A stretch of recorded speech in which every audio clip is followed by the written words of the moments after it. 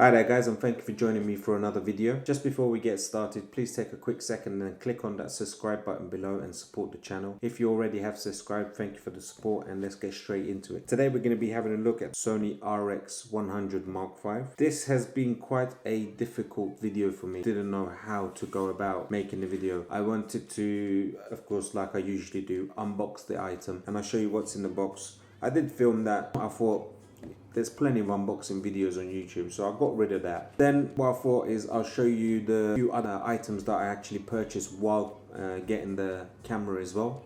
So I made a video of that, then I thought, nah, I'm not going to put that on as well. And then I thought to myself, okay, how am I going to show you guys how the quality is, how the usability of the camera is. I went out and done a few slow motion tests, which I didn't like. I thought, okay, people are using this as a vlogging camera as the screen goes all the way up and it's light, you can be carried around with you. So I thought, okay, let me take this around with me on a day-to-day and show you guys how it is to actually vlog with it. I've done that for 2 days and then I thought, nah, I'm not gonna do that as well. And coming to today, I thought to myself, hold on, while doing all this, I've been using this camera for over a week now. And I thought, why not tell you guys what I like and what I dislike about the camera. I know it's not a long time to be using it to make full review of it. I would like to use it longer and give you guys my final thoughts. But I pretty much know what I like and what I dislike about the camera already. I just wanted to tell you guys about that. I'll show you some slow motion. I'll show you some test footage with it as well. Let's get to first what I dislike about the camera. Dislikes are, if you're using the slow motion, which is really good on this, but the battery, you can see the battery just go straight down as soon as you start using that feature. Definitely have a few extra batteries with you. While we're on the subject of battery, another thing that I like and I dislike. Dislike is that the battery, you have to charge it within the camera. And the reason why I dislike that is because if I've got 2 batteries, so if one battery finished and I wanted to charge that battery up while using the other battery, I won't be able to. I'm going to either have to recharge the battery that I've used or use the other battery and then charge up 2 batteries in the evening, maybe when I'm not using the camera. But the good point of charging it in the camera is you can actually connect a power bank and you can charge it on the go in your bag, which is a good thing.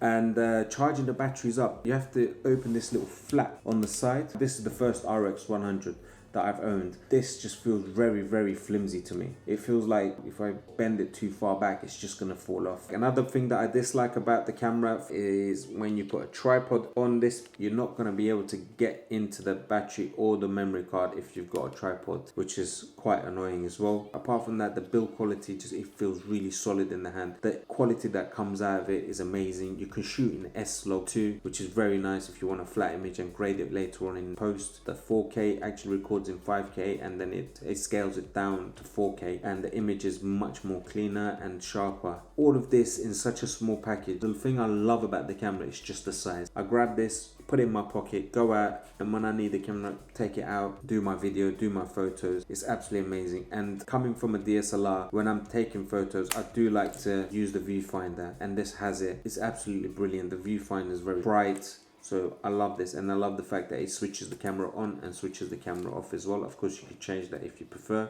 It does come with a flash as well, and the flash, you can move it up and down if you want to bounce it off the walls, which is again a very nice feature to have if you're in a situation where you want to use the flash. Another dislike, it doesn't actually have a touch screen. I did tap the screen a few times and I was like, oh, this doesn't have a touch screen, but got used to that quite quickly. Apart from that, the camera is absolutely amazing.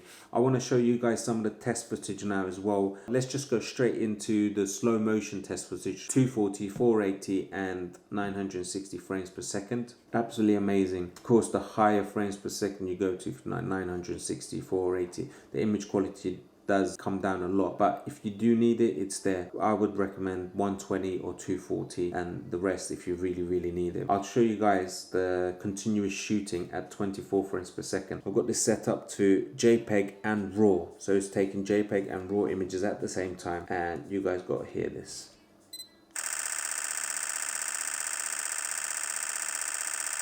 That is absolutely crazy. In such a small compact camera, to have that feature is absolutely brilliant. And the only thing is, once you do take that many pictures, as you can see, you're not going to be able to go into the menu at all because it's buffering, it's writing all those images to the memory card. So if you are gunning it like that to take photos, you're going to have to know when to actually use that feature, because you're not going to be able to use anything else while it's still buffering. But if you need it, again, it's there. The features, 315 face detection AF points, is amazing. Let me show you the 24 frames per second continuous shooting in JPEG and RAW with a moving object. As you can see, you know, the thing is brilliant. It keeps things in focus while taking 24 frames per second.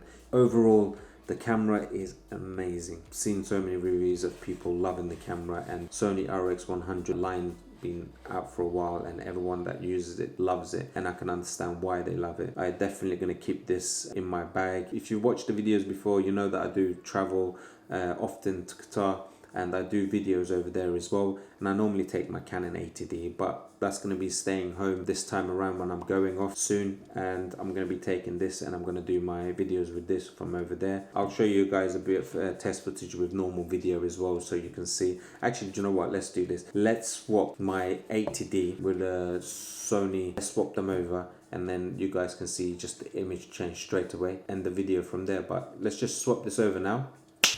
Now we're recording on the Sony RX100 Mark V. It's recording in 1080p, and I'm not using any picture profiles at the moment, so this is how it is as soon as you get it out of the box and you press record. And I've got my Canon 80D in front of me now at the moment, so this is what I normally do the videos from, but swapped it over. But yeah, so that's really pretty much it for this camera. Really amazing camera. If you are looking for a high-end premium compact camera, definitely highly recommend this. You're not going to find another camera out there with this many features built in, and that's why the Sony RX100 lineup has been you know, the top premium compact cameras for such a long time. But thank you guys for joining me for another video. Hope you enjoyed this. If you haven't done at the beginning of the video, please click on that subscribe button below, subscribe to the channel, and I'll see you guys in the next video.